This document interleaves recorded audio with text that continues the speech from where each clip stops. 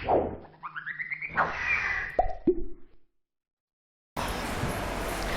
students, Jai Hind, this is Rajat Prabhakar and welcome to Kaksha Kin classes.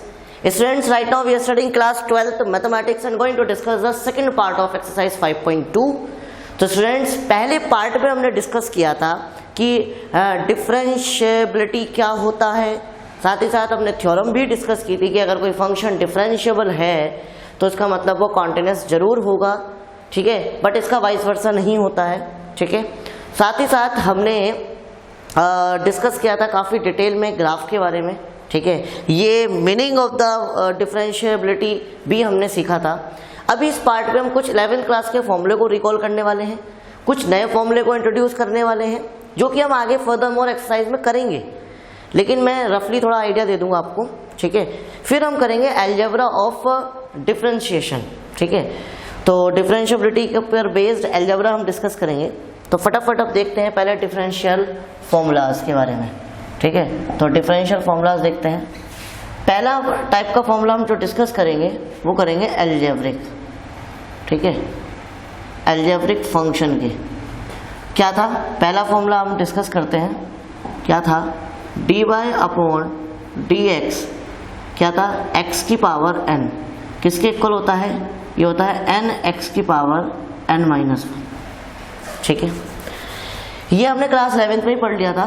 अब इस पर based एक और फॉर्मूला देख लेते हैं, dy अपॉन dx, क्या x का अगर निकालना हो तो कैसे निकालेंगे, इस बेसिस से निकालेंगे भाई। पावर n थी तो nx की पावर n-1, तो यहाँ पावर 1 है तो 1 इंटू एक्स की पावर 1-1, तो कितना हो गया 1 इंटू एक्स की पावर 0। और किसी भी वेरिएबल की पावर 0 होती है तो उसकी वैल्यू कितनी होती है बेटा, बताओ, 1 होती है, तो 1 हो गया। तो कुल मिलाकर dy अपॉन dx, x जो होता है वो 1 के इक्वल होता है, राइट। ये आपको इसी फॉर्मूले से मिला। साथ ही साथ इस फॉर्मूले से हम एक और फॉर्मूला डिस्कस करते हैं, dy अपॉन dx कांस्टेंट। अगर किसी कांस्टेंट का हम निकालने लगे, ठीक है, ठीक है, तो कांस्टेंट का क्या होता है बेटा, कांस्टेंट का होता है बेटा 0, क्लियर है। क्योंकि कांस्टेंट का जब कभी भी आप निकालोगे उसमें वेरिएबल है ही नहीं भाई, किसके रेस्पेक्ट में निकाल रहे हैं, यहाँ पर x की रेस्पेक्ट में निकाल रहे हैं और x है ही नहीं, तो निकालोगे कहाँ से, ठीक है। तो ये था बेटा आपके अलजेब्रिक फंक्शन के। अब कुछ ट्रिग्नोमेट्रिक फंक्शन के फॉर्मूलों को डिस्कस कर लेते हैं बेटा, ठीक है। तो सेकंड टाइप हम डिस्कस करने वाले हैं ट्रिगोनोमेट्रिक फंक्शन। ट्रिग्नोमेट्रिक फंक्शन में पहला जो आप डिस्कस करेंगे, dy अपॉन dx क्या होता है, साइन x, किसके इक्वल होता है बेटा, वो होता है कोस x के, राइट। नेक्स्ट सेकंड डिस्कस करते हैं, ठीक है, वो होता है dy अपॉन dx कोस x, किसके इक्वल होता है वो, माइनस साइन x के इक्वल होता है। नेक्स्ट थर्ड डिस्कस करते हैं, थर्ड ऐसे ही tan x क्या होता है, dy अपॉन dx। याद रखना जितने भी ट्रिग्नोमेट्रिकल रेशियो c से स्टार्ट होते हैं ना, वो उनके जो डिफरेंशिएशन होता है हमेशा नेगेटिव होता है। जैसे कोस x का नेगेटिव होगा, कोसेक x का नेगेटिव होगा, कोट x का नेगेटिव में आएगा, ठीक है। तो dy upon dx, tan x की बात कर लेते हैं। तो देखिए tan x किसके इक्वल होता है, सेक स्क्वायर x के बेटा, ठीक है। Next fourth dy upon dx, dy upon dx cot x, और मैंने आपको पहले ही बताया, ठीक है, मैंने क्या बताया था, c वाले हमेशा नेगेटिव होंगे तो ये नेगेटिव आता है, और कोट x होता है कोसेक स्क्वायर x के, ठीक है, ये होता है कोसेक स्क्वायर x के। नेक्स्ट अनदर फॉर्मूला डिस्कस कर लेते हैं, फिफ्थ वन, ये होता है dy अपॉन dx, ठीक है। उसके बाद कौन सा आएगा, सेक x, सेक x किसके इक्वल होता है, ये होता है बेटा सेक x tan x के, राइट। और लास्ट है, क्योंकि 6 ट्रिग्नोमेट्रिकल रेशियोज होते हैं, ठीक है, dy अपॉन dx, ठीक है, कोसेक x किसके इक्वल होता है बेटा, ये होता है, मैंने बताया था c वाले हमेशा नेगेटिव होते हैं, माइनस कोट स्क्वायर x के। तो स्टूडेंट्स आई होप, एक सेकेंड, थोड़ा कुछ गड़बड़ तो नहीं है, मैं एक बार चेक कर लेता हूँ बेटा। कोट एक्स जो होता है माइनस कोसेक एक्स के होता है, और कोसेक एक्स होता है कोसेक एक्स कोट एक्स के बेटा, कोसेक एक्स और कोट एक्स के इक्वल होता है बेटा। Yes yes, cosec x cot x के, ठीक है। सो स्टूडेंट्स, आपने देखा ये थे ट्रिग्नोमेट्रिकल फंक्शंस के क्या थे, डिफरेंशिएशन, जो हमने पिछली क्लास में ही डिस्कस कर लिए थे, ठीक है। अब हम आगे जो डिस्कस करने वाले हैं, देखिए आपके सिलेबस में इस साल इंट्रोड्यूस कराया गया इन्वर्स ट्रिग्नोमेट्रिक फंक्शन, जो आपने चैप्टर सीखा भी है और इसी वजह से कराया भी गया था, क्योंकि कहीं ना कहीं इसका यूज़ भी आने वाला है। तो फटाफट इन्वर्स ट्रिग्नोमेट्रिकल फंक्शन के डिफरेंशिएशन को देख लेते हैं। Third, inverse trigonometric function, inverse trigonometric function, इनके रेशियोज, इनका डिफरेंशिएशन देखते हैं किसका क्या होता है। तो सबसे पहले हम डिस्कस करते हैं साइन इनवर्स एक्स का। तो फर्स्ट वन कितना होता है, d y upon d x sine inverse x किसके इक्वल होता है, 1 upon under root 1 minus x square के। याद रखिएगा साइन इनवर्स एक्स का जो होगा उसका, फिर देखो साइन कोस सेम रहते हैं, प्लस माइनस का अंतर होगा। इसी तरीके से आप बात करेंगे टैन और कोट सेम होंगे बट नेगेटिव का अंतर होगा, और इसी तरीके से सेक और कोसेक में भी नेगेटिव का ही अंतर होगा, बाकी कोई अंतर नहीं होगा, ठीक है स्टूडेंट्स। तो फटाफट सेकंड फॉर्मूला डिस्कस कर लेते हैं। D y upon d x वो होता है कोस इनवर्स एक्स किसके इक्वल होता है, -1 upon under root 1 minus x square के। चलिए अब हम बात कर लेते हैं टेन की। तो टेन देखते हैं किसके इक्वल होता है, d y upon d x किसका, tan inverse x, tan inverse x किसके इक्वल होता है, 1 अपॉन 1 प्लस एक्स स्क्वायर के। और ठीक कोट का जो होगा वो नेगेटिव में होगा, ठीक है। कोट इनवर्स एक्स मैंने पहले ही आपको बताया, -1 अपॉन 1 प्लस एक्स स्क्वायर, ठीक है बेटा। ये आ गया आपके सामने साइन कोस टेन कोट। इसी तरीके से सेक और कोसेक के फॉर्मूले में भी नेगेटिव का ही अंतर होता है। तो फटाफट देख लेते हैं बेटा सेक क्या होता है, सेक का फॉर्मूला। तो देखिए बेटा d y upon d x, sec inverse x जो होगा वो किसके इक्वल होता है, 1 अपॉन मॉडुलस एक्स, ये मॉडुलस एक्स होता है, ठीक है, मॉडुलस एक्स, ठीक है, और अंडर रूट एक्स स्क्वायर -1, ठीक है बेटा। और इसी तरीके से जो कोसेक होगा उसमें सिर्फ नेगेटिव होता है, यस 6/1 सिर्फ और सिर्फ नेगेटिव होगा, यस। तो क्या हो जाएगा, d y upon d x कितना हो जाएगा, cosec inverse x equals to -1 upon modulus x under root x square -1, ठीक है बेटा। तो ये होते हैं बेटा फॉर्मूले, ठीक है। सारे के सारे फॉर्मूले ये हो गए बेटा आपके इन्वर्स ट्रिग्नोमेट्रिक फंक्शन के, ठीक है, इनका डिफरेंशिएशन, ठीक है। हमने इस बार सीखा है तो मैंने फॉर्मूले बता दिए, वैसे आगे हम डिटेल में भी डिस्कस करेंगे, लेकिन बीच में कहीं हाथ के हाथ मेरा डिफरेंशियल फॉर्मूले आपको सारे बताने का प्रयास कर रहा हूँ, ठीक है। फटाफट देख लीजिएगा बेटा एक्सपोनेंशियल फंक्शन के बारे में, ठीक है। अब नेक्स्ट फॉर्मूला हम देखते हैं एक्सपोनेंशियल फंक्शन, ठीक है। फोर्थ टाइप है एक्सपोनेंशियल फंक्शन का, ठीक है। तो ऑब्वियस सी बात है एक्सपोनेंशियल फंक्शन क्या होता है पहले तो ये पता होना चाहिए, ठीक है। तो d y upon d x a की पावर एक्स किसके इक्वल होगा, ये होता है बेटा ए की पावर एक्स ऐसे आ जाता है, ठीक है, log e a, log base में ई और ए। और अगर सपोज करो d y upon d x e की पावर एक्स का निकालने लगे तो वो ई की पावर एक्स ऐसे ही आएगा, और ये हो जाता है log, देखो बेस यहाँ पर ए था तो यहाँ पर log e आया, या तो बेस e रहेगा और यहाँ पर बेस e था तो e ही रहेगा। log e क्या होता है, बेस e टू e 1 कहलाता है। तो कुल मिलाकर dy अपॉन dx e की पावर x का e की पावर x ही होता है। ठीक है, चलिए इतना ही डिस्कस कर लेते हैं। वैसे आगे थोड़े से और मैंने देखे थे, तो लॉगरिथम फंक्शन और देख लो। ठीक है, log x का, ठीक है, log x का देख लीजिए, लॉगरिथम फंक्शन के बारे में लास्ट यहीं पर देख लेते हैं। यस, 5th है लॉगरिथम फंक्शन, लॉगरिथमिक फंक्शन। ठीक है, ठीक है, इनका और देख लेते हैं क्या होता है, dy अपॉन dx। ठीक है, log x का फॉर्मूला क्या होता है, किसके इक्वल होता है, 1 अपॉन x के होता है, और एक होता है dy अपॉन dx। ठीक है, log x का होता है 1 अपॉन x, और log में अभी आपके सिलेबस में जो आगे है वो सिर्फ यही है, log x। ठीक है, वो आगे हम डिटेल में डिस्कस करेंगे अगली एक्सरसाइज में बेटा। ठीक है, एक्चुअली क्या है ना, ये आगे हम डिस्कस भी करेंगे, लेकिन हैंड टू हैंड मैंने आपको सिर्फ रफली आइडिया दे दिया, फॉर्मूले, सभी फॉर्मूले के साथ रफली मैंने आपको आइडिया दे दिया। तो मैंने आपको कौन कौन से बताए, पहला मैंने अलजेब्रिक फंक्शन बताया, ठीक है, दूसरे मैंने टाइप बताया ट्रिग्नोमेट्रिकल फंक्शन का, तीसरा इनवर्स ट्रिग्नोमेट्रिक फंक्शन का, नेक्स्ट एक्सपोनेंशियल फंक्शन और नेक्स्ट लॉगरिथम फंक्शन का।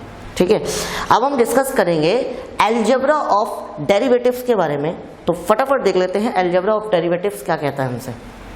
ठीक है, यस बेटा, अब हम डिस्कस करने वाले हैं अलजेब्रा ऑफ डेरिवेटिव्स।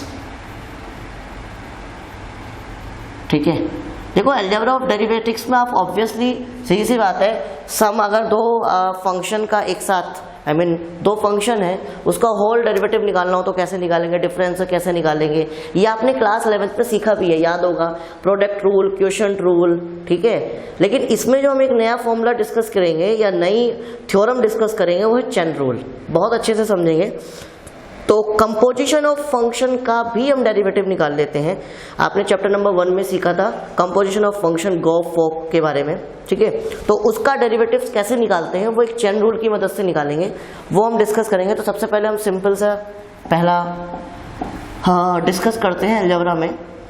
देखिए, अगर dy अपॉन dx यानी कि आपको डेरिवेटिव निकालना हो k और x की पावर n का, सपोज करो, तो कैसे निकालोगे आप?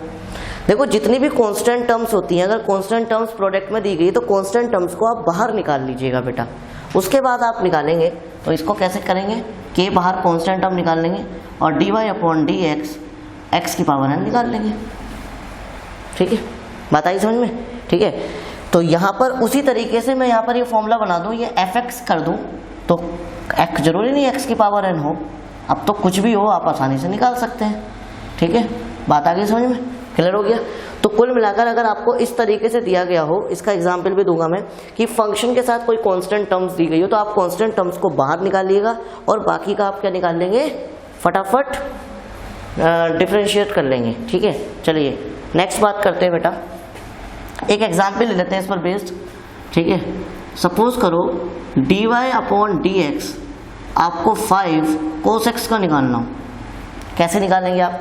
ऑब्वियस सी बात है, कांस्टेंट टर्म्स को बाहर निकाल लेंगे, 5 dy अपॉन dx और cos x का निकालेंगे, और cos x का आप जानते कितना होता है, माइनस साइन x, तो 5 माइनस 5 साइन x आगे निकल कर।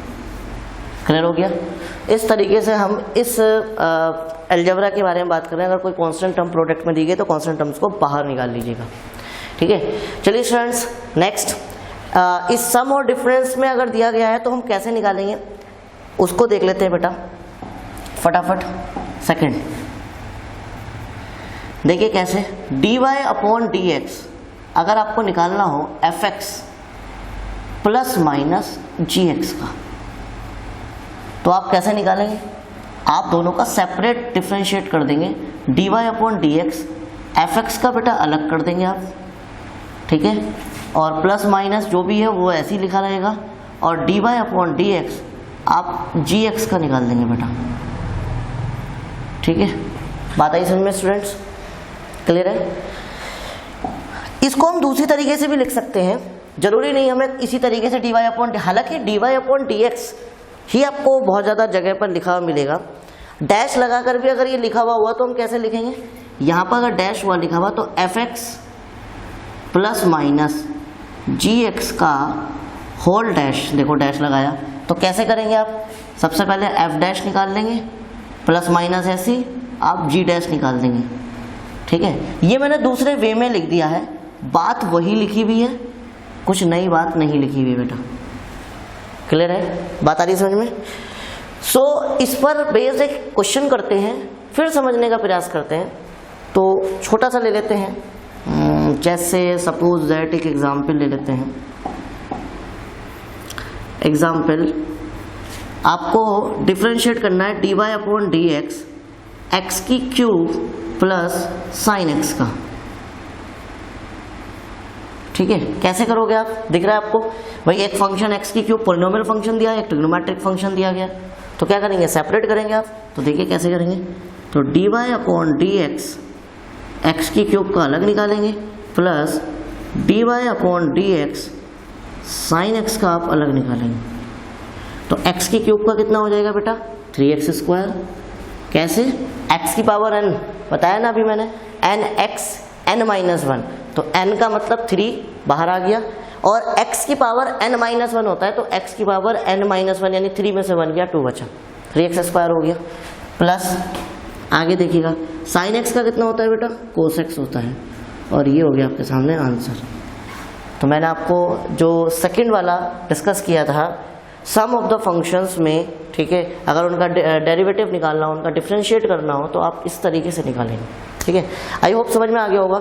ये चीज़ें हमने क्लास 11th में ऑलरेडी पढ़ ली हैं। ठीक है, बस ये रिकॉल कराई जा रही हैं। ठीक है, नेक्स्ट हम बात करते हैं प्रोडक्ट रूल के बारे में या लिबनिट्ज रूल के बारे में। ठीक है, तो प्रोडक्ट रूल क्या होता है बेटा, फटाफट देखिए, थर्ड वन। यस, नेक्स्ट है बेटा प्रोडक्ट रूल। ठीक है, या फिर इसको लिबनिट्ज रूल भी बोल देते हैं। ठीक है,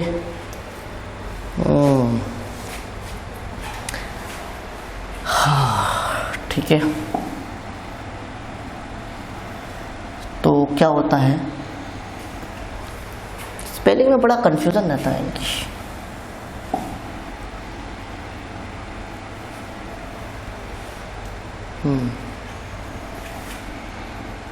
रूल, ठीक है, प्रोडक्ट रूल क्या कहता है, बड़े अच्छे से समझना बेटा। प्रोडक्ट रूल में आपको dy अपॉन dx अगर fx इंटू gx करना हो, तो याद होगा हम इनको कैसे करते थे, हम u और v मान लेते थे। ठीक है, लेट से fx को हम u मान लेते थे और gx को v मान के करते थे।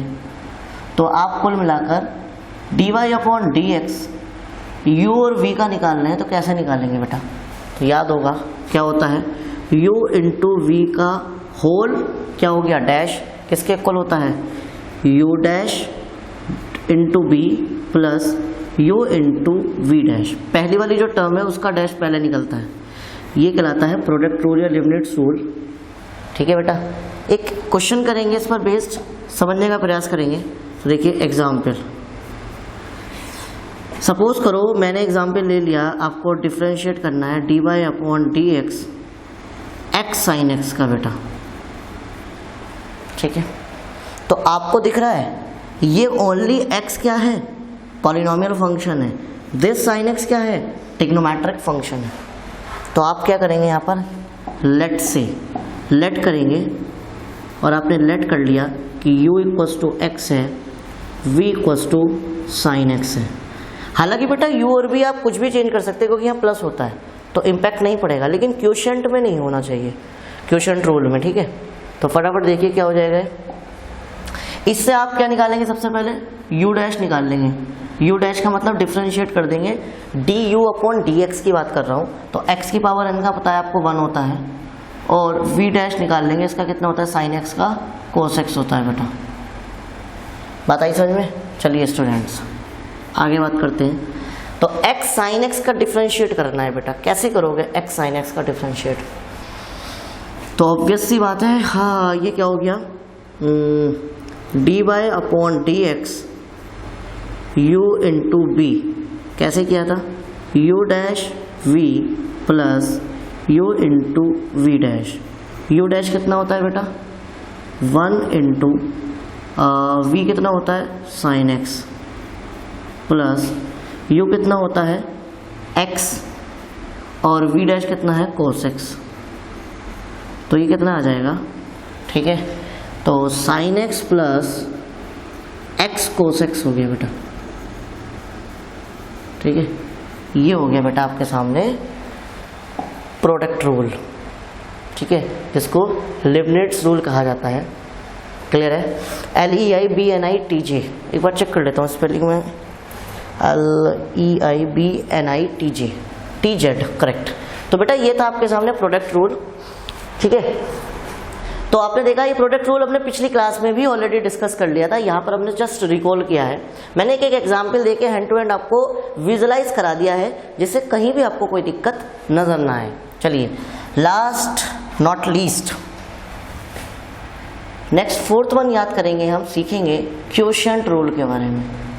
क्वोशंट रूल, देखो क्वोशंट रूल क्या कहता है कि अगर dy अपॉन डी एक्स, दो फंक्शन दिए गए हैं fx अपॉन gx, तो आप सबसे पहला काम क्या करेंगे, इसको u और v मानेंगे। तो कुल मिलाकर dy upon d x u upon b अगर दिया गया है तो कैसे निकालेंगे, इसको कैसे निकालेंगे, देखो u अपॉन v का डेरिवेटिव जो होगा कैसे निकलेगा, ध्यान से देखिए, u dash v minus u dot v dash upon v square, ठीक है, यस ये होता है फॉर्मूला, ठीक है, u dash v minus u v dash upon v square. देखो अब हम इस पर बेस्ड एक क्वेश्चन करते हैं, ठीक है। तो dy अपॉन डी एक्स निकालते हैं किसका, sin x upon cos x, किसके इक्वल होता है बेटा, बताओ कैसे निकालेंगे। सबसे पहला काम क्या होगा आपको, यहाँ पर dy upon d x u upon v का निकालेंगे बेटा। तो आपको दिख रहा है u की वैल्यू sin x है और v की वैल्यू cos x है बेटा, बात आई समझ में। तो कैसे करेंगे, तो आपको दिख रहा है u डैश और v डैश आपको चाहिए, तो ऑब्वियस सी बात है इससे u डैश निकालेंगे, sin x का होता है डिफरेंशिएशन cos x और cos x का डिफरेंशिएशन कितना होता है माइनस sin x। क्लियर है? तो फटाफट देखिएगा, तो dy upon d x u upon v फॉर्मूले में वैल्यू पुट कर देंगे, तो देखिए क्या होता है, u डैश की जगह आपने cos x रख दिया इनटू v की जगह भी आपने cos x ही रख दिया, ठीक है, माइनस u की जगह आपने sin x रखा इनटू और v डैश की जगह आपने माइनस sin x रखा अपॉन कितना दिया गया v स्क्वायर, और v की वैल्यू कितनी थी cos, तो ये हो जाएगा बेटा cos स्क्वायर x। फटाफट देखिएगा इसको और सॉल्व कर लेते हैं, तो ये क्या बन गया cos square x minus sin square x, चूँकि माइनस और माइनस हो गए plus upon cos square x, और आप अच्छे जानते हैं इसकी वैल्यू कितनी होती है 1, तो 1 अपॉन cos स्क्वायर x और 1 अपॉन cos स्क्वायर x इसके इक्वल होता है sec स्क्वायर x के बेटा। तो स्टूडेंट्स आई होप आपको ये क्वोशंट रूल जो आपने पिछली क्लास में सीखा था ये आपको ऑलरेडी पता होगा, बस ये रिकॉल हो गया होगा कि क्वोशंट रूल क्या होता है, ठीक है। तो बस याद रखना इसका जो प्लेस है वो चेंज नहीं होना चाहिए, u dash v minus u dot v dash नहीं होना चाहिए, ये चेंज प्लेस हो गया तो ये गलत हो जाएगा। चलिए स्टूडेंट्स आगे डिस्कस करते हैं चेन रूल के बारे में। ओके स्टूडेंट्स, तो चेन रूल को समझ लेते हैं, जिसको बोला जाता है differentiation of a function. Very very most important rule है ये, ठीक है, और ये एनसीईआरटी में थ्योरम 4 के नाम से रिकॉग्नाइज्ड है। बेटा आपने जैसे दो फंक्शन का कंपोजिशन किया था, ठीक है, हमने लिया था कि fx और gx दो फंक्शन है, तो उनका कंपोजिशन दो तरीके से हमने किया था, फोग और गोफ के नाम से, ठीक है बेटा। उसी तरीके से यहाँ पर क्या हम कंपोजिशन ऑफ फंक्शन का डिफरेंशिएशन कर सकते हैं, तो उसका जवाब है हाँ। और कैसे कर सकते हैं? By the rule of chain rule. ठीक है, चेन रूल की मदद से करेंगे, बहुत अच्छे से समझेंगे। पहले मैं गो फोक पर बेस्ड रूल बनाऊंगा, उसके बाद उसको आसान बनाकर एक फॉर्मेट में बनाकर एग्जाम्पल समझाऊंगा। ठीक है, तो ध्यान से देखिए। और चेन रूल कितना ही एक्सटेंड हो सकता है बेटा, ध्यान से देखिए क्या कह रहा है। ये कह रहा है if fx and gx are differential function, अगर fx और gx डिफरेंशियल फंक्शंस हैं, then fog is also differentiable. Fog भी डिफरेंशिएबल हो जाता है। और वो डिफरेंशिएबल कैसे हो जाता है? ध्यान से देखिए, फोग ऑफ डैश। ठीक है, तो फोग ऑफ डैश का मतलब आप समझ गए क्या है? dy अपॉन डी एक्स है, विद रेस्पेक्ट टू x कर रहे हैं बेटा हम। ठीक है, विद रेस्पेक्ट टू x। तो कैसे करेंगे बेटा?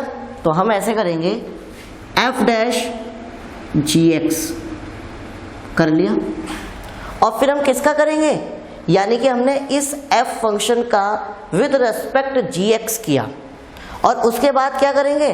फिर इस gx का डिफरेंशिएशन कर देंगे, यानी कि g डैश x। ठीक है, इसको और आसान बनाते हैं, हम dy अपॉन डी एक्स के फॉर्मेट में लिखते हैं। तो dy अपॉन डी एक्स, ध्यान से सुनिए, फोग ऑफ x कैसे करेंगे आप? ये कह रहा है dy upon d with respect to क्या करेंगे? gx करेंगे बेटा। कर लिया? किसका करेंगे? फंक्शन का, इसका फोग ऑफ x का। कर लिया बेटा? उसके बाद हम किसका करेंगे? इस gx फंक्शन का करते हैं। तो dy upon d x gx, ये कहलाता है चेन रूल।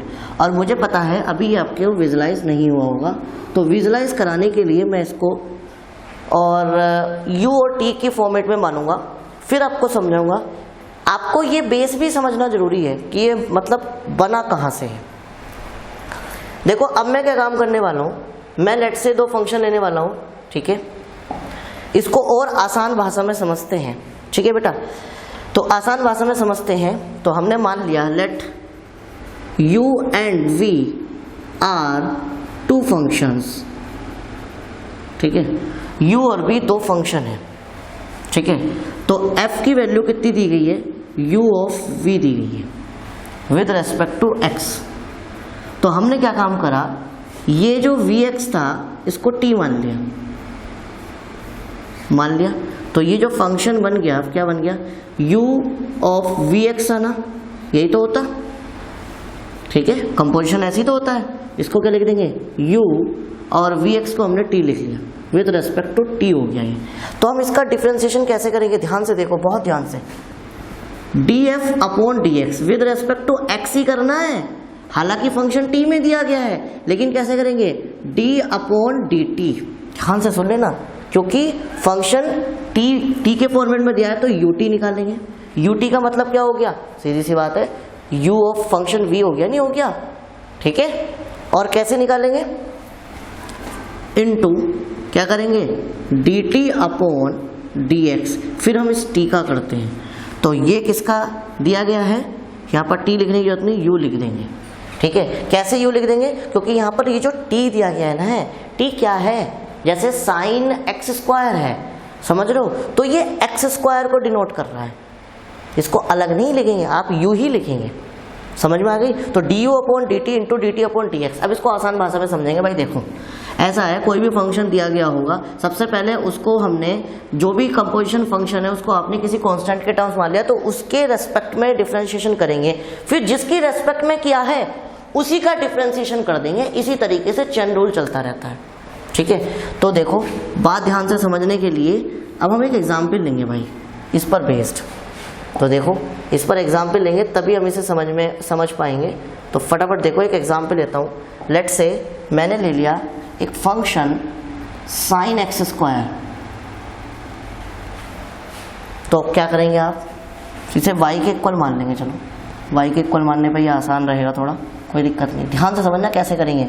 इस एग्जाम्पल को विजुलाइज करने के बाद हम उस फॉर्मूले को देखेंगे, क्या हमने वो सही लिखा था, वो आपको बहुत आसानी से विजुलाइज हो जाएगा। कैसे? हमने लेट से एक्स स्क्वायर को टी मान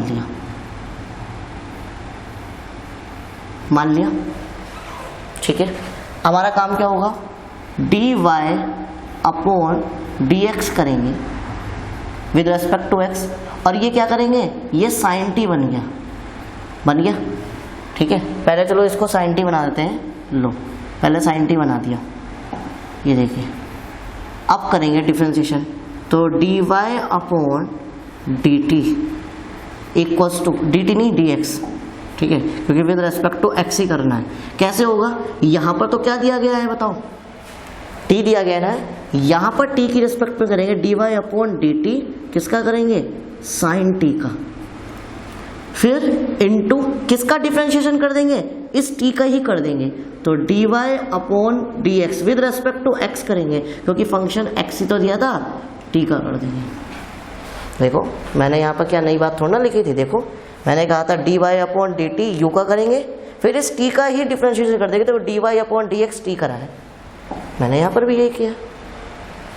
साइन टी का आप जानते हैं कितना होता है बेटा, कोस टी होता है, into d y upon d x, t की वैल्यू पुट कर देंगे, कितना आ गया बेटा, एक्स स्क्वायर। अब देखो यहाँ पर क्या हो जाएगा, कोस टी का कितना हो जाएगा, x square, into x square का कितना हो जाएगा, 2x। तो कुल मिलाकर ये हो गया d y upon d x equals to 2x cos x square, ये हो गया डिफ्रेंशिएशन इसका। तो आपने देखा हमने किस तरीके से ये जो कंपोजिशन था, भाई किस किस का कंपोजिशन था आप अच्छे जानते हैं। अगर मैं मान लो एफ एक्स साइन एक्स के इक्वल है और जी एक्स मान लो ये एक्स स्क्वायर के इक्वल है, तो आप देखें इन दोनों के कंपोजिशन से साइन एक्स स्क्वायर बना था। तो हमने क्या काम किया, बहुत ध्यान से देखिएगा, हमने इस एक्स स्क्वायर को टी के इक्वल मान लिया, क्योंकि ये स्क्वायर है। कभी भी इस तरीके से आप एक्स स्क्वायर प्लस 2x का तो निकाल सकते हैं, लेकिन एक्स स्क्वायर प्लस 2x का होल स्क्वायर का नहीं निकाल सकते।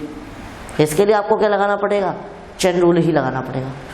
आप sine ax plus b square का नहीं निकाल सकते बेटा, समझ रहे, इसके लिए चेन रूल लगाना पड़ेगा। ये मत सोचना कि जैसे साइन एक्स का कोस एक्स होता है उसी तरीके से sine ax plus b square का cos ax plus b square हो जाएगा, ये नहीं चलता है। समझ में आ रही है बात, ठीक है। तो चेन रूल देखिएगा, हमें याद रखना एक बात का, जो यहाँ पर एंगल दिया गया है उसी की रेस्पेक्ट में हमने निकालना है। समझ में आ गई, दोबारा समझो, d y upon d x equals to, हमने डिफ्रेंशिएट किया d y upon d t with respect to t करा, क्योंकि यहाँ पर साइन टी बन गया है।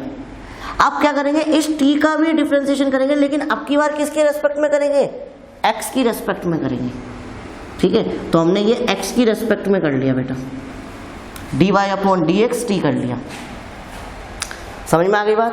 तो उससे क्या होगा, ये t की वैल्यू हम एक्स स्क्वायर पुट करेंगे, क्योंकि अगर फंक्शन t में दिया है तो विद रेस्पेक्ट टू x आप निकाल ही नहीं सकते, दोनों के दोनों सेम होने चाहिए। अगर वो x वेरिएबल में है तो फिर आप x की रेस्पेक्ट में निकालेंगे ना, t में है तो t की रेस्पेक्ट में निकालेंगे। तो यहाँ पर t की वैल्यू पुट कर सकते हैं हम x की रेस्पेक्ट में निकालने के लिए। तो हमने t की जगह एक्स स्क्वायर करते हैं, d y upon d x, x square हो गया, एक्स स्क्वायर क्या होता है एन एक्स की पावर n-1 से निकाल लिया हमने, ये 2x आ गया, ये कोस एक्स स्क्वायर था निकल गया।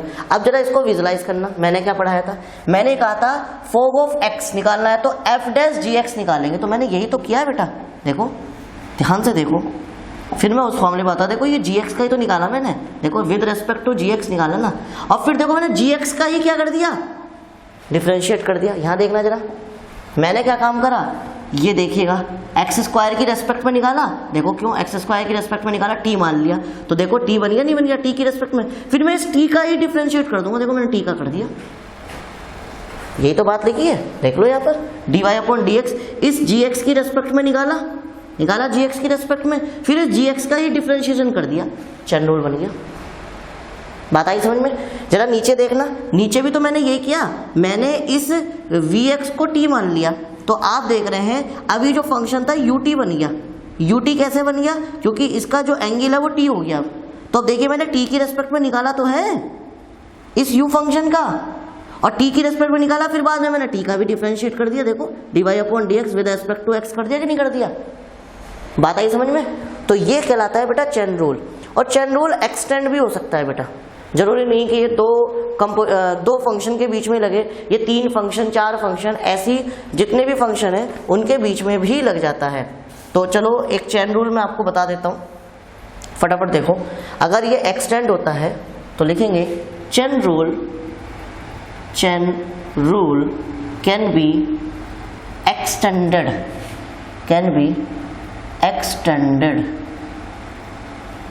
चेन रूल एक्सटेंड भी हो सकता है। कैसे? लेट, अब हमारे पास कितने W U V, let we have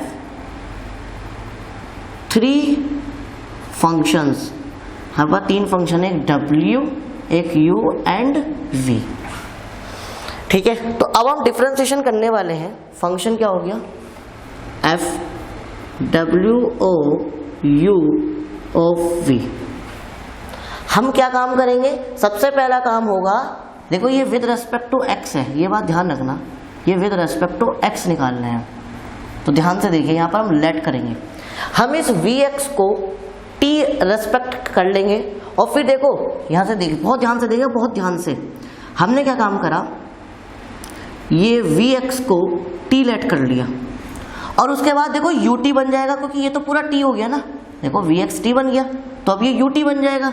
तो ध्यान से देखिएगा, बहुत ध्यान से, ये ut जो है हमने s के इक्वल मान लिया। तो डिफरेंशिएशन देखो कैसे होगा, कैसे वर्क करेगा, dy/dx फंक्शन कैसे काम करेगा। तो ध्यान से देखो, d अपॉन किसकी रेस्पेक्ट में करेंगे, ये किसकी रेस्पेक्ट में करेंगे, ध्यान से देखो, ये ut, क्योंकि ये तो t ले लिया है, और ये बन गया ut, और ये ut पूरा का पूरा क्या बन गया, s बन गया। तो s की रेस्पेक्ट में होगा कि नहीं होगा, ठीक है, किसकी रेस्पेक्ट में होगा, s की रेस्पेक्ट में होगा कि नहीं होगा। तो d/ds, क्यों, क्योंकि देखो ये पूरा t बन गया और ये ut पूरा s बन गया, तो हम यहाँ पर सीधी बात है w s का निकालेंगे। तो dy/ds, और w किसका निकलेगा, ये पूरे के पूरे फंक्शन का निकलेगा, समझ रहे हो, किसका, w ऑफ u का, विद रेस्पेक्ट टू s निकल रहा है। अब इसी तरीके से इसको और एक्सटेंड कर देंगे, तो d/ds, ये w हो गया, w का निकालेंगे।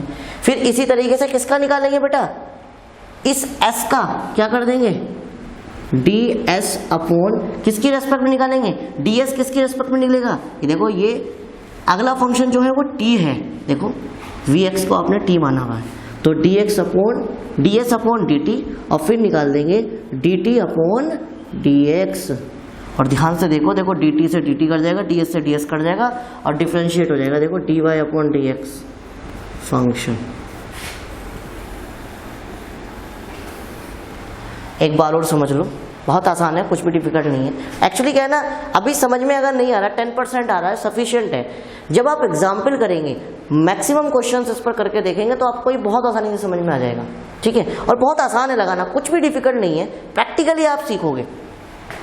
तो ध्यान से देखिए, मैं सब हटा देता हूँ, मैं एक बार और आपको विजुलाइज कराता हूँ बहुत अच्छे से, ठीक है। सी देखिए, चेन रूल हम 3 फंक्शंस में लगा रहे हैं, तो आपको w, u और v 3 फंक्शन दिए गए थे, विद रेस्पेक्ट टू x निकालना है। तो हमने क्या काम करा, इस vx को t के इक्वल मान लिया।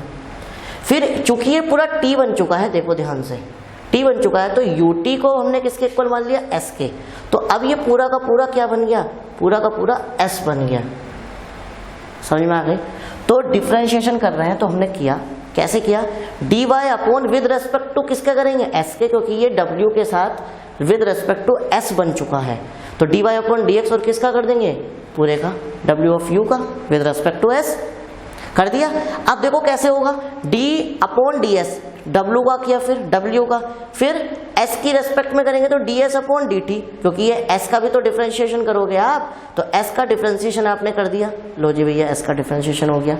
उसके बाद जब s का कर दिया तो s था नहीं, x की रेस्पेक्ट में करना है आपको, तो और s किससे मिलकर बना था, ये देखिए ut था, समझ गए, ध्यान से देखिए, ये पूरा का पूरा आपने क्या है यूटी को एस माना था, लेकिन टी भी तो बचा हुआ है। ये अब किसकी रेस्पेक्ट में होगा टी, क्योंकि टी क्या है किसकी रेस्पेक्ट में है बना हुआ एक्स की रेस्पेक्ट में। तो अगला क्या हो गया, ये जो फंक्शन एस होगा ये टी की रेस्पेक्ट में होगा, क्योंकि ये फंक्शन क्या है टी की रेस्पेक्ट में सॉल्व होगा। आगे फिर आप टी का करेंगे, और टी किससे मिलकर बना था, देखो टी ये रहा, टी किससे मिलकर बना था रेस्पेक्ट टू एक्स मिलकर बना था। तो ये देखिएगा अब जो आप डी टी का करेंगे एक्स की रेस्पेक्ट में करेंगे, एक्स की रेस्पेक्ट में रिपीट नहीं होगा क्योंकि फंक्शन एक्स की रेस्पेक्ट में ही निकालना था। तो ये था बेटा चेन रूल। अब हम क्या करेंगे, इस पर बेस्ड कुछ क्वेश्चंस करेंगे और तब हम समझ में आएगा हमें कि कैसे अप्लाई करते हैं चेन रूल। ठीक है, सो स्टूडेंट्स आई होप ये पूरा इंट्रोडक्शन हमारा समाप्त हो गया है एक्सरसाइज 5.2 का।